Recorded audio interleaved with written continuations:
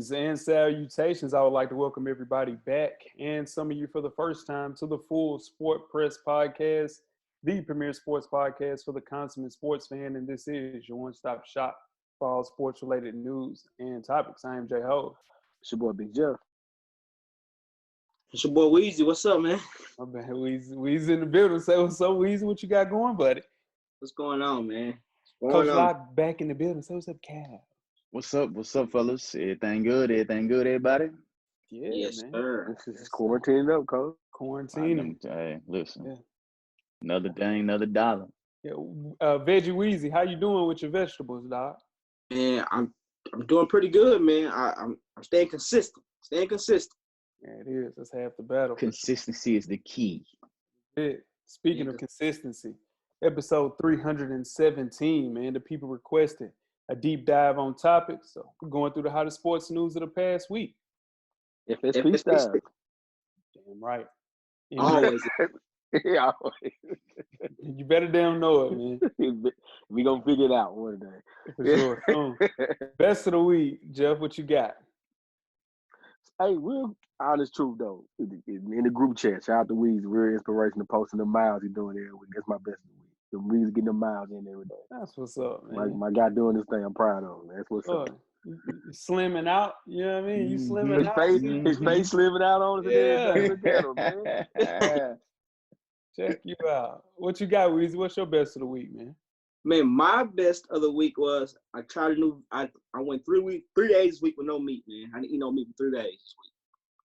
It was rough, but I did it. Look at you, man. Congratulations, dog. I tell you, that's good, man. Hey, I'm telling you, you on the way, Weezy. You on the way. What you got, Locke? What's your best of the week? Gabrielle Pierce, who's a college student who was graduating from Xavier University of Louisiana. She was not going to be able to walk like everybody else in college, as we know, where her dad turned the driveway into a commencement ceremony. He built a stage.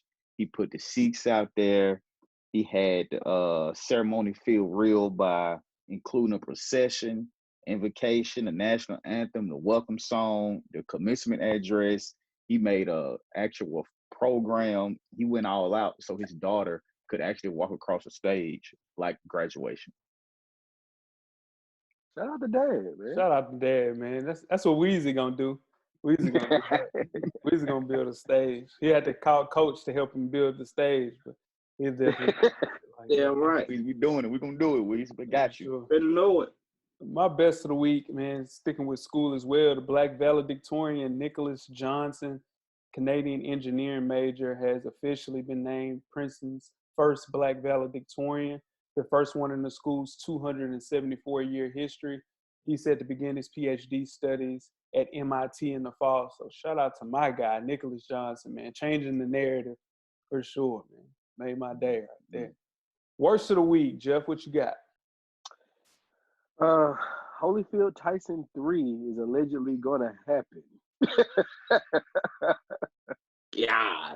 I don't have many words. I love the sport of boxing. I just hope they don't die. That's it. I hope they don't die. Me too. That's all I got. Prayers going up to especially Evander. Mike can make a couple, bro, but Mike gonna make it out. That's what I was saying. Like, I watched Mike video and the Venom video. Venom don't want that smoke. No. That's different. That's a different type of. Once Mike started talking about gods of war waking up and all that, like, see, that's a different individual than Evander. You know, I don't. That's rough. That's gonna be rough. Mm-hmm. What you got, Weezy? Worst of the week. My worst of the week, man. I'm going back to the group chat, man.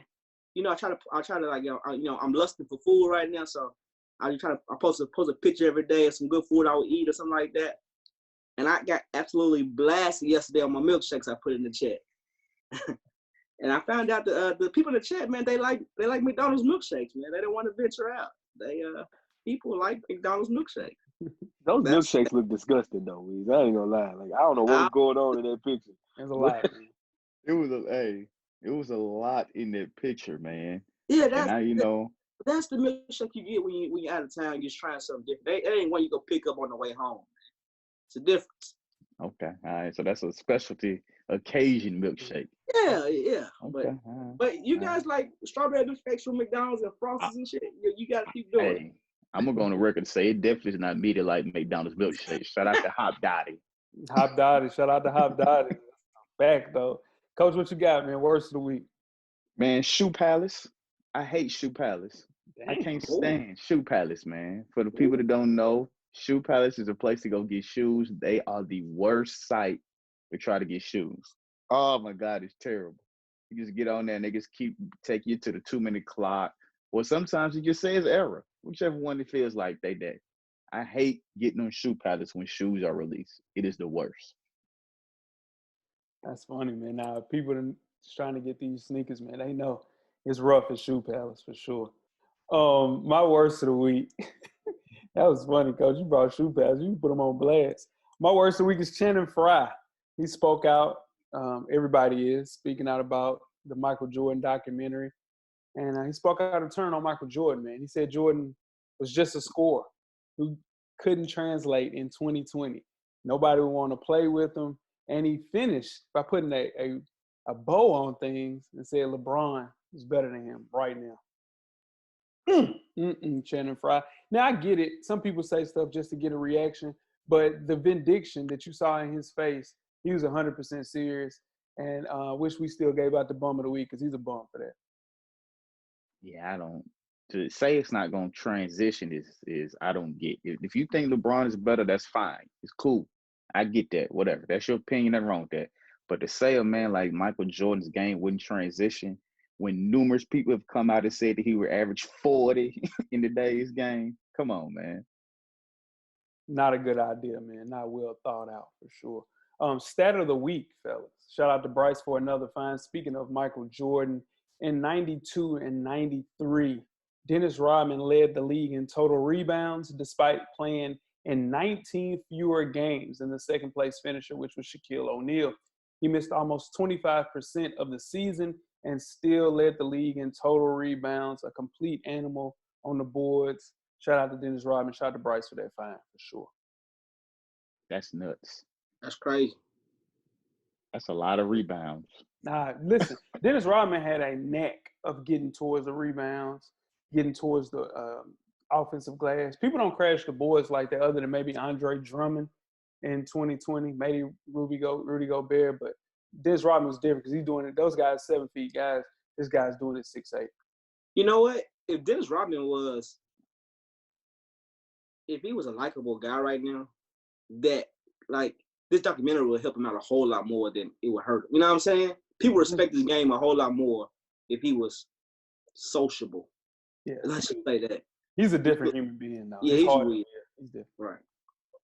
He definitely is. And make sure you check us out on iTunes, Facebook, IG, Google Play, Stitcher, Spotify, Beyond Pod, YouTube, and of course the SoundCloud page to catch up on the past episodes of FSP. How do you do that? Just search for Sport Press Podcast. After you do that, make sure you check out the On Deck TV Hip Hop Podcast with Animal Brown and Spike Lee. The latest show is up right now, the Luda versus Nelly versus matchup review. You guys check that out. Yes, sir, man. Let's give out our picks real quick, man. Who we got, man? Jeff, we'll start with you. My heart wants to say Nelly, but I don't see how he wins this. Luda in a landslide. What about you, Weezy? I'm rooting hard for Nelly. I'm gonna go with Nelly. I'm gonna go with Nelly. Coach?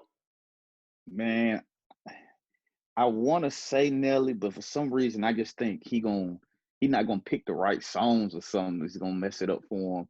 Because I saw a list that had them side by side, and I was like, "Ooh, if Nelly do this right, he could pull it off." But I'm gonna go with Luda in a close one though. Like everybody thinks it's gonna be a wash. I don't think that at all. I think whoever wins, which I think Luda's gonna win, he's gonna edge him out by like maybe 2. Yeah, man. I got Nelly winning. It's gonna be a knockdown, drag out, but I really think that Nelly has more hits that's gonna work in this audience compared to Ludacris doesn't have a fan base like Nelly, and in turn, I think we're gonna show up people around the age that went to college and dropped their tail feathers and shake their tail feathers and did all type of things with their tail feathers. hey, we're gonna show up for Nelly. You looking just like I shook my tail, fella. I'm just saying. The question was coming. No. You know, Nelly has a bigger fan base than Luda, and I think that's gonna help him out for sure. Luda's in the biggest movie franchise ever. Are we sure that they got the fan base? Though what we're saying is fan base, and you know, women show up to those versus battles and get it true. Yeah. The only thing Luda has over Nelly, I think, all Luda singles are big radio hits. They had great videos to them, all that. Nelly didn't, his video, you know what I'm saying? It wasn't the same. But Nelly got hits though. He got to be strategic in his list though. He need to do like Jonte Austin did and study that list, and he got to come out perfect. It could get spicy tonight too. Oh yeah, that's what I'm excited about. Yeah, after the Love Fest last week, it get spicy tonight. It's definitely gonna get spicy tonight. Speaking of spicy, Fresher Than Your Average podcast, man. Me and my dog Animal Brown, a self-help fashion podcast directly related to improving everyday fashion. We had another IG Live pre-show to unveil our YouTube exclusive Can't Leave Home Without It, episode 2 that dropped Friday night, featuring your boy, man. Each week for next week, we only have 3 episodes. So this is the final series finale, or season finale, excuse me. We'll unveil that new episode on youtube.com as well. Just simply search youtube.com/realveal. The link is located in the bio of the Fresher Than Your Average page, where your kicks top responsible. That was a good episode last night. I appreciate it, man. I wish we had a little bit more time to do a little bit more stuff. I think we had too many things. I know I did. I still wanted to do 5 more things, but it was fun, man. I would love to do it again for sure, man. Shout out to How many total did you have? I don't know, bro. It's a lot. Yeah, a lot. No. I'm talking about. No, he had a backpack. He didn't break his backpack with him. I know he had a lot there. I'm saying, what was the total that was on there? I watched it, but I didn't keep the count. Yeah, I don't know, Coach. It had to be 10, maybe 11. I don't know. It was a backpack full. I needed 2 more. I didn't even have my AirPods. You know, Boy brought his whole humidifier with him. And all the oils. He said it's essential. It's essential. It's essential. It's essential, dog. We hit the road. He gotta have that. You know what I'm saying? Hey, I'm bringing it, dog. You know what I'm saying? I keep it on me. You hear me? Oh, okay. He brought his socks too. Good socks. Yeah, ain't nothing like some good socks, dog. Hey, Weezy, watch yourself now. I'm just a fan of the show. I'm just a fan of the show. There it is. I did have my socks though. That's funny as hell. Jeff. Yes, sir. 7 seconds, dog. Oh yeah. Let's start. My bad. Last week was Money in the Bank, so we got to who gets the W results. So with the WWE Championship, we had Braun Strowman, the champion, versus Bray Wyatt, not the Fiend. Jay Locke and myself had Braun. Weezy had Bray. Braun Strowman got the W. All right, then next we had Drew McIntyre, the champ, Universal Champ versus Seth Rollins. Locke and Jay had Seth. Myself and Weezy had Drew. Drew got the W. Locke is the only person to pick the ladies' Money in the Bank correct. He had Asuka. So shout out to him. And none of us got the men's Money in the Bank correct. Somehow my guy Otis won for Husky Nation. So no one gets the points for that. But it looks like a lock week though. Like pulled it out on this That's some shit. But we kind of been teasing a little announcement the last couple of weeks. Shout out to my guy Nick, FSP family. We are definitely going to be launching the 808s and Chair Shots Wrestling Podcast here in the next couple of weeks. Going to have a day for you guys here coming up week. It's been a pleasure working with Nick, man. Nick's a big wrestling fan, and he reminded me of how much of a wrestling fan I used to be and how much I still am. So we're going to have that podcast out to you guys next couple of weeks. Shout out to Jay. Yeah, you need your button, Joe. Do your sound, Jay. Do it.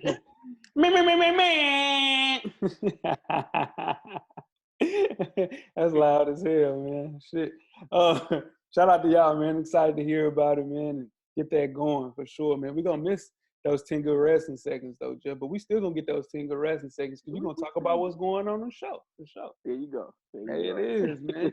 Tweet us with questions throughout the week at Full Sport Press. Don't forget to comment, give us a thumbs up or a thumbs down on the YouTube page, on the iTunes page. Please rate and subscribe. But more importantly, don't forget to tell a friend. To tell a friend. Tell a friend. To tell a friend.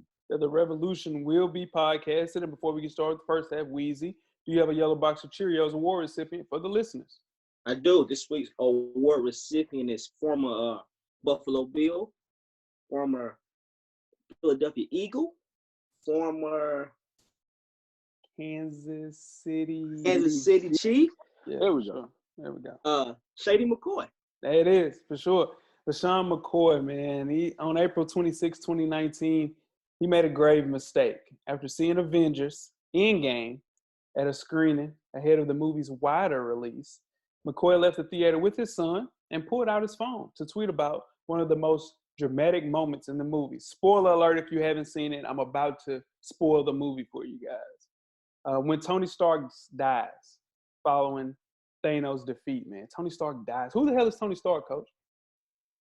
Iron Man. There we go. All right. So this sent the world, clearly not me, into a frenzy.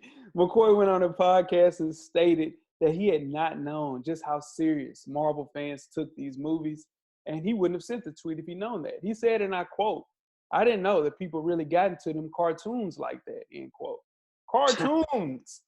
The Marvel fans are now back on his ass after a year of being in his tweets and his mentions for the last year. They are back saying cartoons. That's why you're not a NFL player right now. He is a free agent.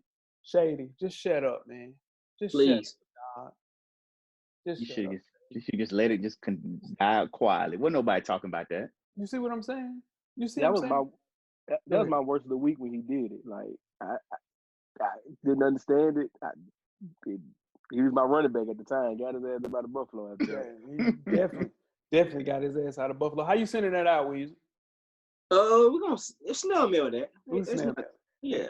Just an idiot move. We're gonna talk about some idiots too. You guys ready to get started this first half? Most definitely. Let's do it. The first half is underway. First half, the hottest sports news of the past week, like we do each and every week here at the Full Sport Press Podcast. Before we get started, I am J Ho. It's your boy Big Jeff. I'm Weezy. What it do? It's your man, Coach Locke. Coach, where can they find you at on social media, my brother? Man, everything's the same. Lock_the_great. That's THA. Holla at me on Twitter and IG. So what about you, Weezy? I'm FSP_Weezy, and I'm at how Weezy on Twitter. Yeah, you are, brother. What about you, Jeff? I'm Jay Easley 84 across all social media platforms. Most definitely. And I'm J Hove on Instagram and Twitter. Have a conversation with me on Twitter. Please subscribe to the youtube.com/Full Sport Press YouTube site. Subscribe, man. Come one with us, man. You know, we got some stuff coming up the pipe. We got to do a giveaway. We got to talk about that, man. We got to get back on our conference call. We're going to start that next week for sure. But more than anything, we got to get some more subscribers. So join the team, man. Full Sport Press on YouTube. Click that thumbs up. Click that thumbs up on there. We got to find a way to get our comments back going too, Jeff. We ain't got no comments. We can't leave comments on our page. I don't know what happened. We disabled that. No. Let's talk to the cameraman about that. We got to. Yeah, for sure. Yeah. Let's kick the first half off, man, with some NBA talk. To celebrate the NBA's 74-year history, ESPN has decided to set the world on fire, as usual, in a pandemic by ranking the best 74 players in league history, combining both current and past players. Now, as expected, basketball fans are tearing apart the list from top to bottom, pick by pick. Number one on this list, spoiler alert, is Michael Jeffrey Jordan. Number two is LeBron James. Number three is Kareem Abdul-Jabbar. Number four is Bill Russell. And number five is Magic Johnson. How you guys feel about this list? Man, top five is probably how I would have it. I think two would probably be four to me, but the top five is correct though. No argument. So Kobe Bryant or Shaq within that top five? They're top 10. 9 and 10. Kobe's 9, Shaq. Kareem stats. I think Shaq is top 5. I really do. You take the Magic out? Yeah, you got. Here's the thing. I had a conversation, y'all. Listen, and I talked to Locke about this. Oh boy, Magic Johnson's mid, y'all. No. Look at everybody. I almost kicked you off the Zoom. Like I almost kicked you off the meeting right there. Like I was hovering over your name. Real quick, Jeff. Huh? Have you seen Magic in half court? Yes.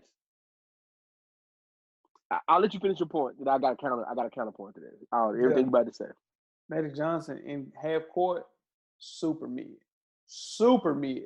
All he was just taller than everybody that guarded him, bro. He was being guarded by Isaiah Thomas. I know, Locke. That ain't his fault. What I'm saying is, you put Magic in 2020. You can't do that though. You can't. No. You gotta define era. You can't do that. What I'm saying is, a lot of the times we talk about Michael Jordan being transitioned in every era. Kobe Bryant transitioned in every era. LeBron James transitioned in every era. I don't think that Magic Johnson looks like Magic Johnson in 2020. Dog. That's it. Wow. Magic played 1 through 5, Jay. 1 through 5. I bet you would go on Twitter and say that. So did Draymond Green. Draymond Green played 1 through 5 at a low level, not Magic level, not a championship number 1 option, number 1 through 5. Come on, dog. Magic Johnson might be some mid. I'm saying John Stockton better than Magic Johnson. I'm done. Yeah. Let's move on, man. Please. No, we're not gonna move on. No, we're not. Hey, Jay. For real, Jay. Like we're not gonna let this blasphemy. Come on, man. That's a 5-time champion. Like he went to the finals more times than people have been in the league. Worthy was better than him. Oh, okay. Now we just got the trolls going. We on the troll. Okay. We on the troll. Okay. All right. We on the troll. I see what you're doing there. My pressure was like was bubbling over. On me. I was like, okay. On me, CP. On me, CP. On me, CP, Stockton, Gary Payton, Kidd, all better than Magic Johnson. Oh, your mention's gonna be in shambles this week. Bring them on. Oh, man, bring them on. Gonna be in shambles. If I said something like Drake is better than Nas or something like that, you wouldn't even answer the phone for me for 2 days, man. You got a point. You wouldn't answer if I say something like that, dude. And let's talk about this list, man. In the last 4 years, LeBron passed Kareem. People sleeping on Kareem. I think Kareem would transition to any era for sure. Yes, because he has a shot that's unguardable. You can't block the shot. Unguardable. The biggest leap was Harden going from number 97 to number 32. That's nuts. AI went from 46 to 29. And Carmelo Anthony, number 59 in 2016, was off the list. Wow. That's insane. Yeah. That's insane. Yeah. But I was shocked. I was shocked that Shaq was 10th and Kobe was 9th. I was actually surprised they already put LeBron at 2. I figured they would have him top 5. I didn't think they would put him at 2 yet. I figured they would at least wait till his career is about over to see what his chips look like to go and try to give him way up there. I mean, I'm not arguing with it. You know, his stats he has now are crazy. But I was still surprised they had him at 2. I figured they have him top 5. But you saying Magic Johnson is ain't nothing I don't get that one. He would be able to play. He's a top 5 point guard of all time, but Steph Curry better than him. Man, ain't no way, Jay. Like there's no way. Like there's no way. Boy, you fighting Steph Curry. My goodness. Man, them point guards you named are better than Steph Curry. You want to do that? Ain't no way. You want to do that? What you got next? You want to do that? I don't point that to the Stockton, the Paytons, and the kids and all. They better than Steph Curry. You want to do that? Mid. Magic Johnson mid. Johnson is mid. Yeah. Okay. This should have been your topic right here, but I'll take it. Talk about Duke, the Dukies, in Zion. So lawyers representing for Zion Williamson, his former agent, Gina Ford, filed a document in Miami-Dade court last week. They requested him being Zion answered several questions that could have some serious implications about his eligibility while he was at Duke. The document asked Williams to confirm or deny if he and his family received payments or other benefits before and while going to Duke. And it also alleges Duke, Nike, and of course Adidas, because all three of those are, in bed together, offered or said payments and benefits as part of an ongoing $100 million legal battle between Williamson and Ford. Is this a bad thing for Duke, or is this water under the bridge? Duke has one of the best recruiting classes of the last 5 years. But I think this is going to scare Coach K into going back to his old ways. Coach K couldn't beat him, so he joined him. He started, getting your one and done players. He started, with that team with Jahlil Okafor, and then it transitioned all the way to Marvin Bagley's and Jabari Parker's, and Gary Trent Jr.'s, all the way to Zion and RJ. He thrived in the high school to pro era that preceded the one and done rule. He only lost one committed player in that time, which was Sean Livingston to the NBA. I think he will be fine with this G League transition. But Mike Krzyzewski is the white knight. There's nothing that will ever happen to him as long as he is alive. He will be fine. Duke will be fine. But I do think that he'll get out of the one and done system. I agree. Somehow, some way, this is going to get swept under the bridge or the rug, whichever you want to say.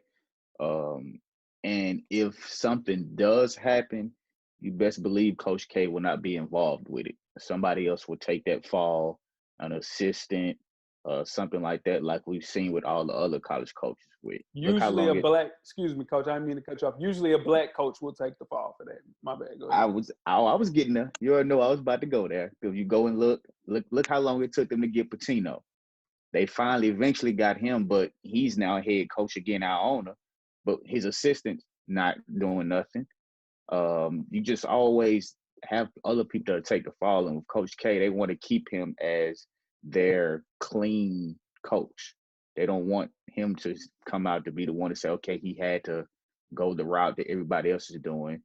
So somehow, some way, he would come out of this squeaky clean. They would say that he had no knowledge of Zion's parents and Zion being paid, anything like that. They would say they did it without his acknowledgement. It's already kind of set up for it, because as long as this is settled out of court and Zion doesn't have to testify, he never has to admit to doing it. So as long as he doesn't have to admit to it, where's the case? You know what I mean? There's no case, so he's fine. I think Zion needs to listen to the Young Jeezy. If you get jammed up, don't mention my name. No face, no case, man. Zion's on the bigger and better things. Let the people handle it. They're supposed to handle that. That's what I think. I don't think Coach K will get his hands dirty like this again. He lives he's a Navy person. This is not his thing, to get down and have somebody saying that he's cheating. He had to get down here with the people that's cheating to contend, because he was getting his ass whooped with players like John Shire and Kyle Singler. No, that wasn't enough. He had to get some of these players in, and in turn to do that, he had to help out the best way that everybody else is doing. 97% of college basketball is doing. So, yeah. We're seeing Duke make first round exits at the NCAA tournament, and that was enough. He had to go that route. When that happened, he said, okay, I got to go follow suit. Yep. Well, speaking of sponsors, the NBA has a new one. The NBA, as we've known, has been used Spalding basketballs since 1983. Well, that's about to change. They are going to go with Wilson basketballs now. So for the first time since 1983, they'll be playing with Wilsons starting in the 2021 season. Now, part of the new deal, Wilson will provide the official game balls for the WNBA, the NBA G League, NBA 2K League, and Basketball Africa League. Now, while they will keep the same leather manufacturer for the NBA, for the basketball, the WNBA will continue to use a composite ball. Now, the ball will have the same 8-panel configuration as the Spalding did, but it will be Wilson here.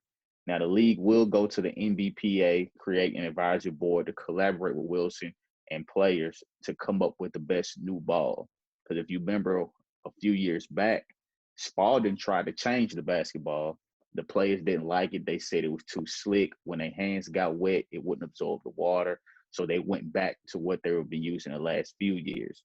But with this Wilson thing, I think they'll get it right this time because they're going to involve players in adjusting the new ball, changing how it's going to be. And me personally, I like Wilson's. They had the evolution. They had the solution that actually would absorb water.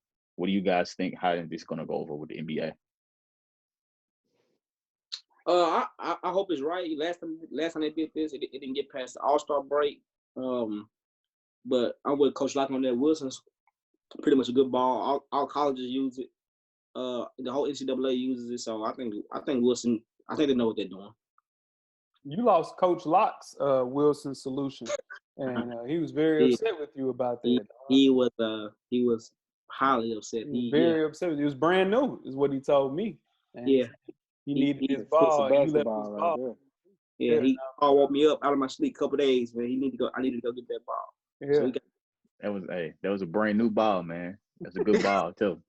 Somebody's enjoying that Wilson right now today. Yeah, today for sure. Well, I don't know. Definitely today. Yeah, no, it might not today, but soon. Prior to going that, up. yeah, Wilson had the league's partnership for 37 years, so that was basically the first official basketball in the NBA.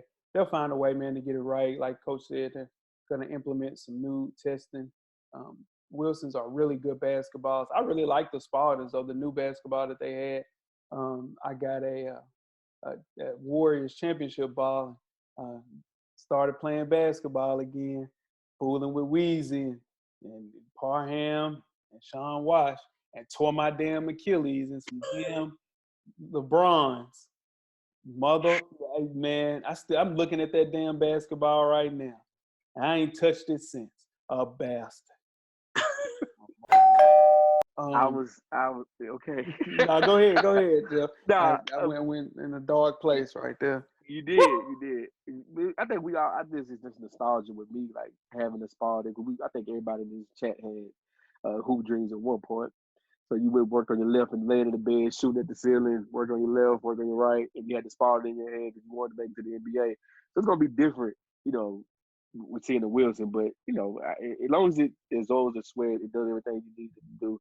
I think it's one of those things. Water under the bridge, no matter what kind of ball you have, as long as it does what you need it to do, you'll be fine. The newest Spalding NBA balls, man, they're great basketballs, man. And Coach Locke told me not to play with that damn basketball. Told me to put that damn basketball up, not play with it. And what I do, went to go play with it and tore my damn Achilles. Before we get started, you definitely told me. You told me. That ball was supposed to be in a plexi box, brand new, untouched. Didn't listen. Tore my Achilles. Before we get started with halftime, man, let's talk college football.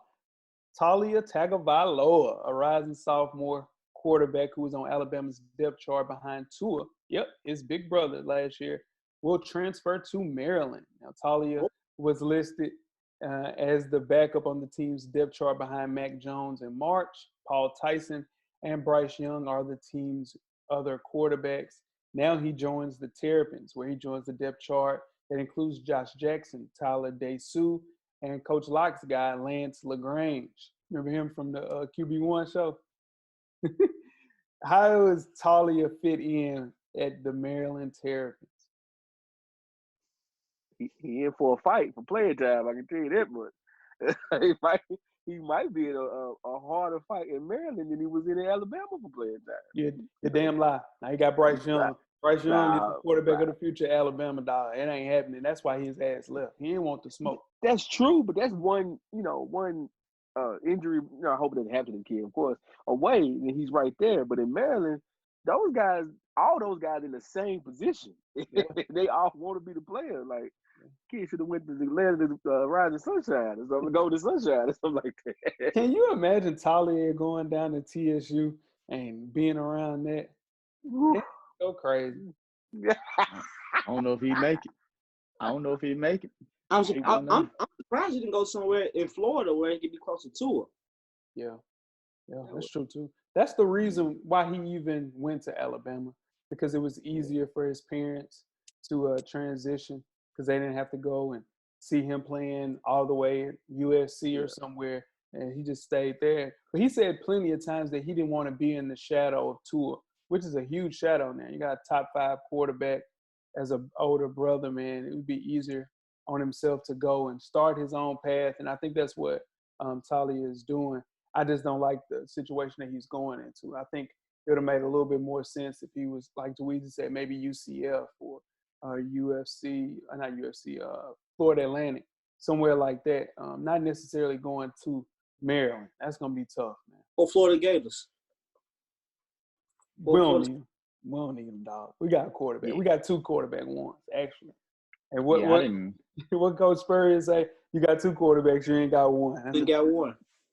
I didn't understand it either, because the weapons he was used to seeing in Alabama, he's not going to have in Maryland. And then you playing in the Big Ten. So now you got to go compete with the Ohio States, the Penn States, the Michigan States. So I don't see why he would go to a Maryland. I mean, I understand transferring, but I figured he would transfer somewhere where it'd be set up for him to be successful, to have some options to throw the ball to. I can't name a Maryland receiver. They had them, no, Coach. Now, remember they had DJ Moore 2 years ago. Now, they done had receivers then. No, I said I can't name a Maryland receiver now. No, I understand what you're saying, but they have wide receivers every year. They get wide receivers, though. Well, he better hope. That is that Big Ten defense that you're talking about coming after his ass. Mm-hmm. That's going to be rough on him for sure. He should have went to Vandy, Weezy. Y'all need Talia Tagovailoa would fit perfect at Vandy. Wouldn't you say? Yeah, man, but you got to do the schoolwork. Schoolwork sucks at Vanderbilt. Yeah, that actually matters at Vanderbilt. That's schoolwork. Man, they'd been all right. They got a different campus for them. They sure do. They got a whole different campus. They send the football players. Let's just get out of here, man. You guys ready to get started with halftime? Let's do it. We're at the midway point. Enjoy all of the halftime festivities. Halftime, in case you missed it, Ron-Artest was not the first NBA star to change his name. A number of his predecessors, including Kareem Abdul-Jabbar that we mentioned in the first half, Hakeem Olajuwon, World Be Free, and Bison Dele did so. But as of Monday, he may be the only NBA player to change his name twice. Ron-Artest is now Metta Ford-Artest. That's right. He took his wife's last name. The former world peace is married to Maya Ford. Spoiler alert, he did not take his first wife, Kamisha. Remember Kamisha you'd always talk about? He didn't take her last name at all. The question I have for you guys, would you take your wife's maiden name if she was the only person that could keep the name alive? No. I said it. No. I'm with you on that. Sorry. J-Lo, Look, Jeff. He already knew I was gonna say no too. He knew it. He already knew it, and that's okay. No, not doing it. I think it's a collective no. Possibly a hell no, considering who you're asking. That's definitely a collective no. It ain't happening, Captain. It ain't happening, Captain. If it ain't my last name, we're done here. Now the question is, would you let your wife hyphenate her name? Ooh. We in Toxicville now. Hey, okay. We in Toxicville now. Let's go ahead and do it. Hey. What we said? Come on, Coach. DOA. Dead on arrival. No. No. Nah, ain't no discussion. Like, ain't none of that. Like, No. Why? You will let her hyphenate it? Why? Nah, bro. No. We ain't I'm gonna be real. I'll let my wife hyphenate her name. I'll be real. I would. Mm-hmm. I would. That's some that you know that I stand in the street on, like I ain't going. But something like that, I ain't really too mad about that. Would I prefer her to take my last name fully? Yes. But if that's something that's near and dear to her, yeah. Only reason I was about to say, it got to be a reason, like a reason behind it. It ain't just gonna be just because I want to do it. Only reason I would let my wife pipe in because I had a daughter, and I might not get another kid, and I might not have another boy. And if she gets married, her name is going to change from Williams to something else. So I would like to keep that Williams going. So I would let. That's the only exception I would give to that. This is because I got a daughter. That's it. See, that's a good reason. Yeah, That's a thought out reason. But I'm saying if they just say I just want to hyphenate it, nah. Jeff on mute. Hey, you guys ready to get started with the second half? I said my piece. It's a no to the first question. It's a no to the second question. Like, what do you want me to do? Ain't nothing to say. There it is. We out. No, we out of there. Let's move on to more topics. We out. The second half is underway. Second half, episode 317, man. The people requested a deep dive on topics. Going through the hottest sports news of the past week here in the second half. Jeff, let's kick it off. All right, guys. So, the NFL decides they want to make some changes to my least favorite rule, the Rooney Rule. So, real quick, let's talk about what exactly the Rooney Rule is. It's going to be here for a minute, guys, so, gotta break this down all the way. The Rooney Rule is named after former Steelers owner Dan Rooney, if you didn't know. It was created in 2003, and it's supposed to ensure minority candidates receive equal opportunities when applying for head coaching jobs in the NFL. Or other office jobs, GMs, coaches, position coaches, things like that. All right, so I know you're asking me, why is this one of your least favorite rules? Well, here's why. Right now, the league has 3 minority coaches, I believe. So obviously, this rule isn't really doing it exactly. All right, so now they're making new incentives and new changes to the rules being projected. Here's a new incentive.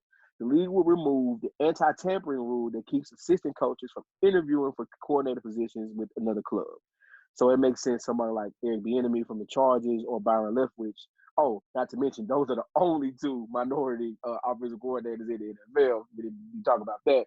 But that would help. Spoiler alert, right? So that will help those 2 gentlemen be able to interview for other positions while their teams are making their, presumptive long runs into the playoffs, right? That should help. And then also, if a team hires a minority head coach, it will move up to 6 spots in the 3rd round of the NFL draft before the hire coach's second season with the team. Also under this proposal, the team will also jump up to 10 spots in the draft if they hire a minority general manager. And according to other sources, if they propose the club does like a minority candidate as a quarterbacks coach or like something like that, a position coach, they get a compensatory pick. My goodness, easy for me to say, at the end of the 4th round. If they keep that coach for longer than 1 season. So this is the Rooney Rule changes that they've thought about going forward. How much BS is this, guys? 100% BS. It's just crazy, and it's for Jeff. For if you count Riverboat Ron, he'll make the 4th. Yeah, right. He'd be one Hispanic. But yeah, this is bull, man. This is not gonna work. This is not gonna pass because there's no way you're gonna tell me if you had a team that went 1 in whatever with the new group with the new season when they eventually go to the amount of games they play, which eventually go to 17. If they go 1 in 16, just because they have a minority coach, they're not gonna move them up. How would they move up for them? Because they already down and got the 1st or 2nd pick. I just don't see them moving teams in drafts just because they have minority coaches. It's some bull. Here's the thing, man. I see that the league is just desperate for diversity and disappointed with the fact that the Rooney Rule isn't working. And I think this goes into the fact of why you hire your Jay-Z's and your people to kind of help out, kind of bring some type of normalcy to the league. It's going with an outside-the-box idea, but the real problem lies in the pipeline that they have right now. The minority coaches in college football are lower than it is in the NBA. It's 14 out of 130? That's 10%. So the best ticket at becoming an NFL head coach is like what Jeff mentioned, is being a coordinator. Here's the thing. Eric Bieniemy had the best offense the last 2 years with Pat Mahomes. He still didn't get a job. So in turn, man, it's a damned if you do, damned if you don't. If you are a black coach and we have people hurting the black coach day to day with stuff like Tomlin saying he come out and paid a player to bounty Muhammad. James Harrison. Yeah, Muhammad James Sanu. Muhammad Sanu. Yeah, so. Yeah. In turn, with Ron Rivera being the only minority coach hired in 2020, it was 5 openings. Flores was the only hired coach in 2019. It was 7 openings. You only have one, maybe 2 GMs. You had 2 GMs in the entire NFL, man. Eric Bieniemy should be a head coach. As much as we give all the praise to Big Red, Andy Reid, Eric Bieniemy has that offense looking like that because he is calling all of the plays. So, in turn, man, it took Eric Bieniemy. He thought about taking the Colorado job this year, y'all. And he should 100% be a head coach in the NFL. So this shit ain't going to work. Something has to work. They just got to find a way to get more coaches in college, more coaches in the NFL. I just don't see it happen. I just don't like the fact that right now, if a black man gets a head coaching job in the NFL, it's almost like, all right, we're doing this because we got to now. You know what I'm saying? Just do it without making the announcement and make at least seem some kind of organic. You know what I'm saying? It just seems like it's forced now. All right, we're doing this because we got to. We're gonna hire you. We're gonna give you 1 strike instead of 3, and then you get, we're gonna give you 1 year instead of 2 years. If you mess up this 1 year, you're gone. I just don't. It seems forced. More pressure on it. It just seems forced. That's just me though. No, that's a great point. The other part of it is, even when we do have minority coaches, they don't get the same time as other coaches do. If they have 2 bad seasons, they out of there. When you see other coaches that have 3, 4, 5 bad seasons or 3 or 4 average seasons, they just keep giving them chance after chance. But minority coaches, they have 2 seasons that's bad or average, they get them out of there. They don't even give them a chance to build it up enough to see if it's gonna work. Or even better, coach, they have 2 or 3 bad seasons with one team, get fired and get another job to do the same thing with the new team. And it's like you retread these same coaches all around the league to be mediocre in every different spot they come to. And it's like what are we doing? It's just like the girls in celebrity hip hop, the world, man. It's the same 10 girls that everybody dates, man. Got to find a way to get some new blood in there for sure. Yeah, they bad. Hey, that's high level podcasting right there, Jay. That's high level podcasting right there. Well, speaking of changes in votes, the NFL has not only had some changes they're thinking about doing. High school sports recently had a change that was shot down. The Basketball Rules Committee of the National Federation of State High School Association recently voted down a proposal that would establish a 35-second shot clock rule for boys and girls basketball across the country. The committee also turned down a proposal to allow state organizations such as the PIAA to adopt a shot clock if they wanted to. The National Federation established rules for all high school sports. Now, you would think with the NBA having a shot clock that's 24 seconds and the NCAA having a shot clock that's 30 seconds for men and women, that it wouldn't be a bad idea for high school to go this way, so you could gradually get the students used to being able to play with a shot clock. Because you have times now where you see games going on where teams will hold the ball for entire quarters. You won't actually see any games being played. Now, there were 8 states that included Massachusetts, Maryland, Rhode Island, Washington, New York, California, North Dakota, and South Dakota that went ahead and used the shot clock on their own anyway. And now those states have been punished by the NFHS, where they are not permitted to have membership to the NFHS committee when they discuss other rules. Good or bad that this vote did not pass for a shot clock for high school basketball? I think it's horrible. I think it should have passed. It's not developing. It's not developing the game of the kids.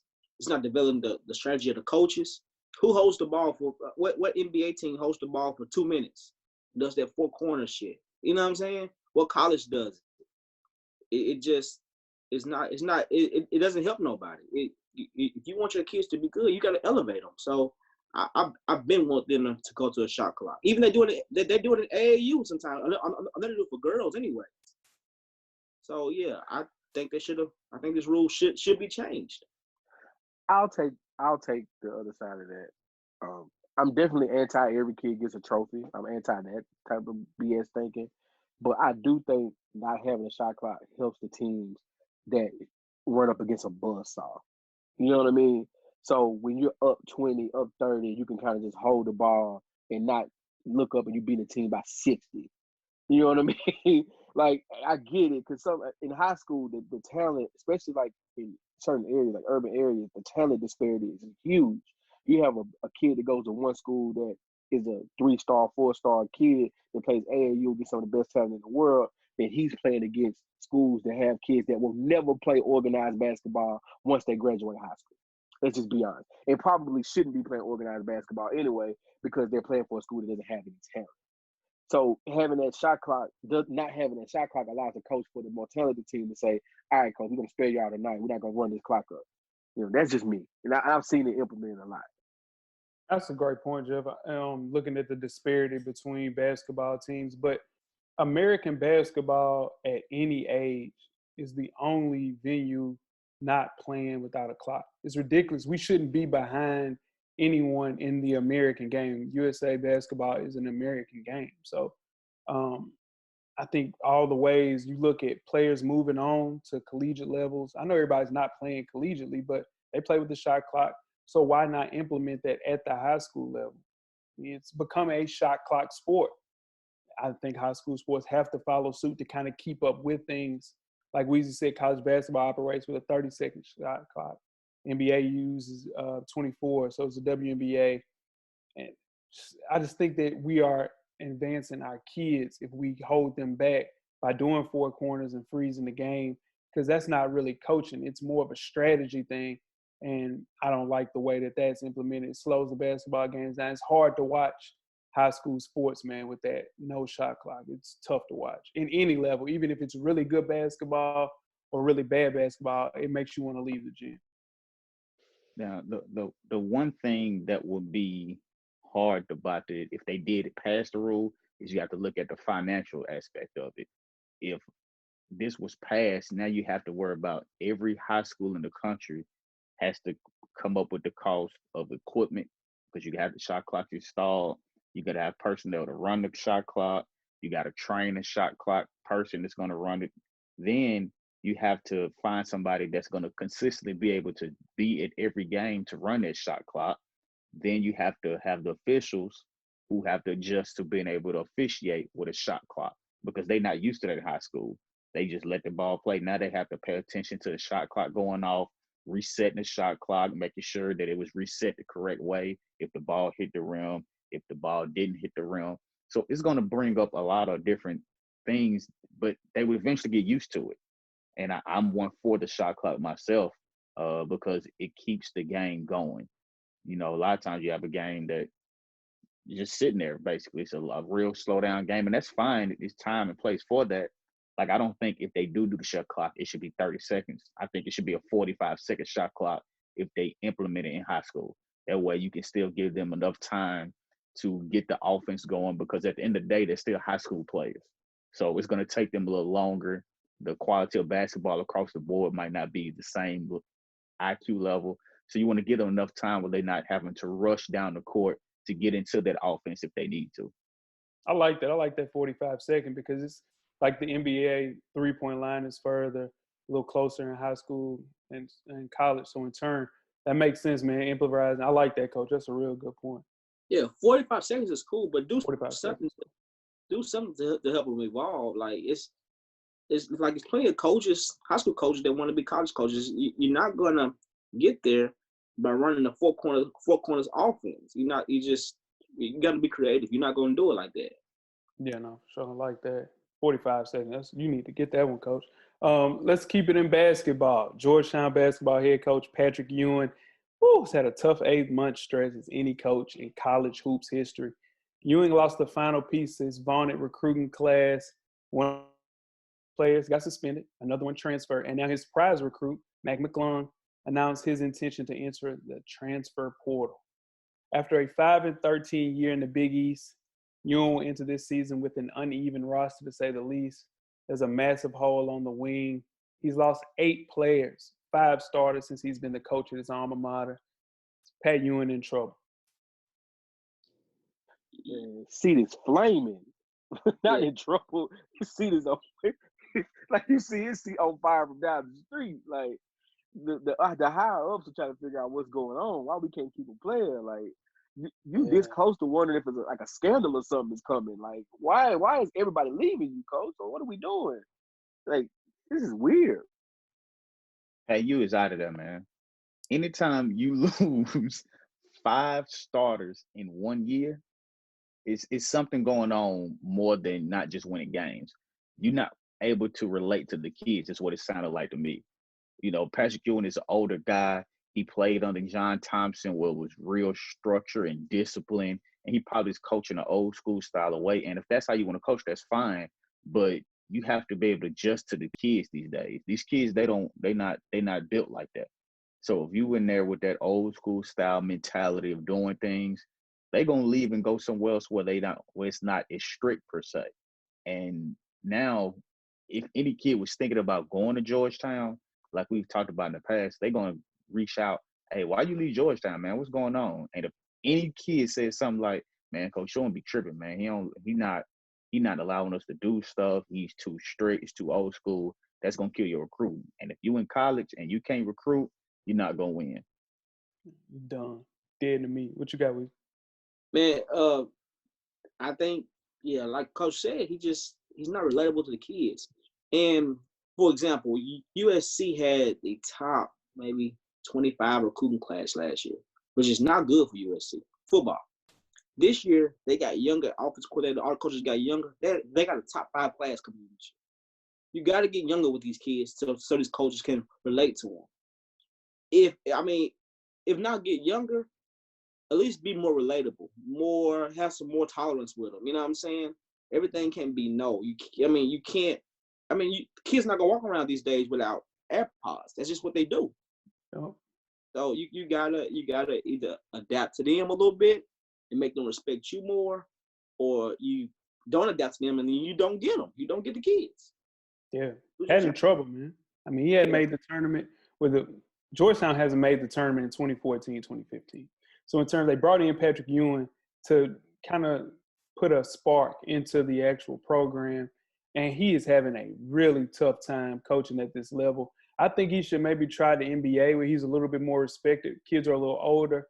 Kids know and heard of Pat Ewing, kind of respect what he has going on, and they will respect the fact that he is an NBA player.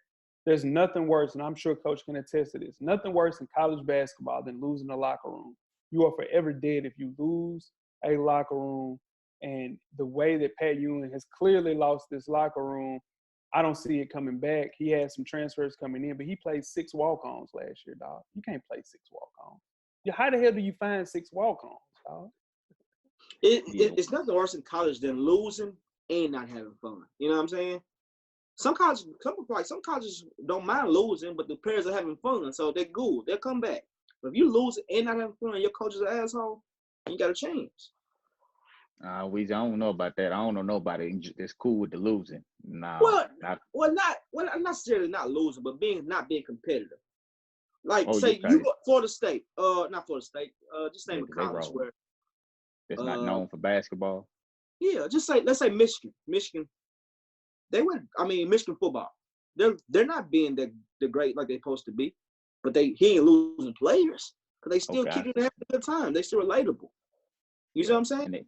I see what you're saying. They still competitive too, though. But like Jay mentioned, you lose the locker room, you can cancel it. The only way you can get a locker room back if you lose the locker room is if you clean house. That's the only way. Because if you lose the locker room and you lose 5 players, you still got 6, 7, 8 players in there that still you've lost. So the kids coming in, they're gonna start getting in their ears about what they can't do, what you want to allow them to do, and then they're gonna start paying attention to that.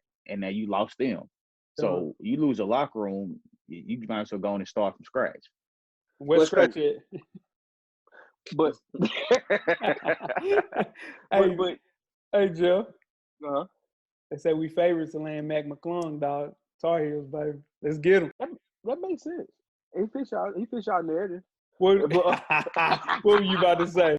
But no, kind of picking off what you said with Pat. You know, he was brought in at Georgetown. He was the whole, hero coming back from the glory days, and then I think the reason why you say he might adjust better to the NBA is because you look at somebody like Penny Hardaway in Memphis.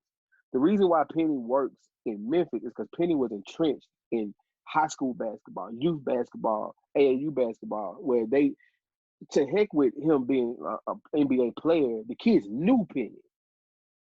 All right, with Pat, it's like my dad is saying Pat is cool. Like if I'm a kid that's coming to school right now, my uncle is saying Pat is cool. My aunt might remember seeing the Knicks games against Jordan. It's like, yeah, but I don't remember, dude. He didn't come to none of my AAU games. He wasn't, he didn't have a squad and none of that. That means more to these kids than saying I used to play in the NBA and I was actually one of the greatest ever. I didn't see you. You wasn't DeMarcus Cousins. You wasn't Anthony Davis. You wasn't, Joel Embiid. You was back when they were playing slow basketball.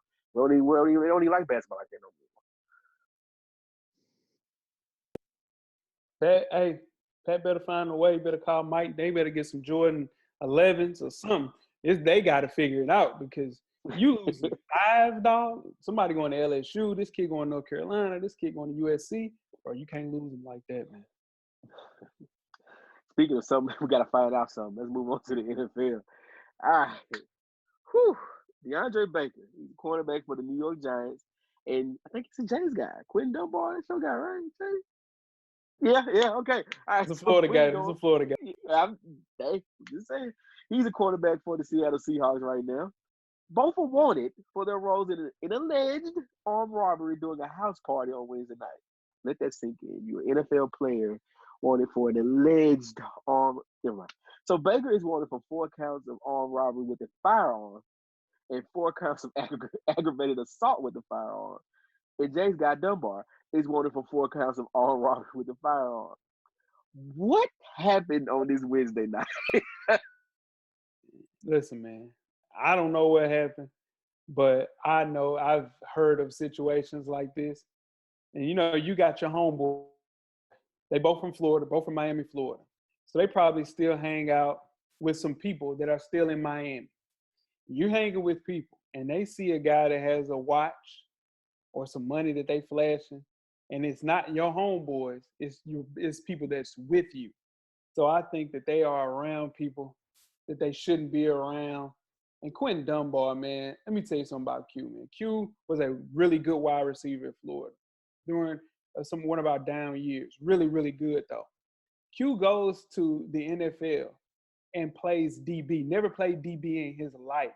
Is a number 1 DB. The reason that they got rid of Josh Norman was because of Q.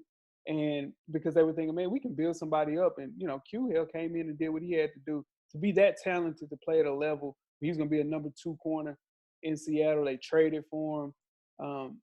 Man, I hate that it happened like that. It's just a bad situation to put yourself in.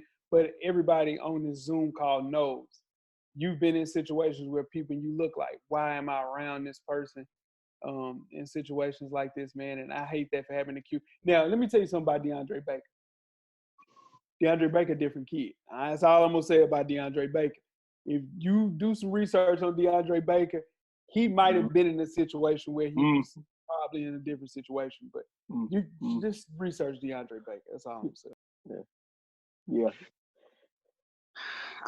I'm not going to speak on the situation too much because I don't know what's going on. And, you know what I'm saying? If you get jammed up, I don't want anybody to mention my name.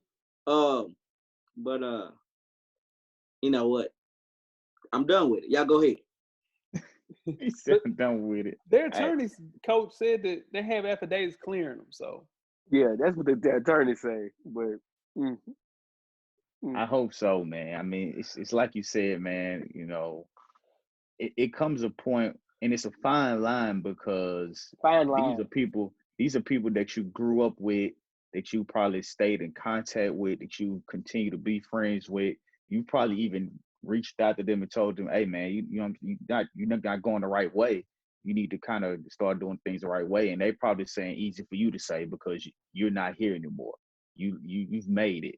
You don't have to worry about how your bill's gonna get paid, things like that. So it's a fine line of telling your friends what they can and can't do and trying to separate yourself because you still want to be there for the person that you grew up with.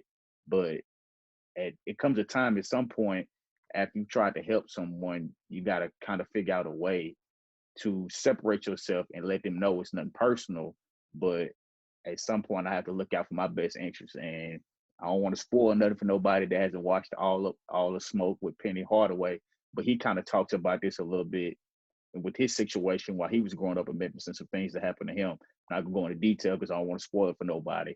But he kind of went through that same situation. So it's a fine line when it comes to stuff like that, when it's close family or close friends and things like that. Yep. And it goes back to the old age that Jay-Z said, man, you worked this hard. You think I worked this hard to stay the same? No. Man, get the hell out of here. I'm just saying, like, my bad. It's different, man. Rappers are different than athletes. But either way, when you made it out, you make it out. Either you in or you out. You get out, go. You still can come back and be cool. Hey, that's cool. But just, you done. Get out the streets. Yeah, that's not true, though, Weezy. It's hard for people to do that because if somebody that on your way to make it, they were around you the entire time, every step of the way, college, pros, and then you like, yeah, I'm a pro. I can't hang around you no more. What's the difference? What changed? No, you take them with you. You take them with you. You can't. They did, and that ain't in a murder. I mean, not in a murder, but in an armed robbery situation. That's all they did. Coach, you're a Seminole fan. Are we noticing a trend here with the Gators?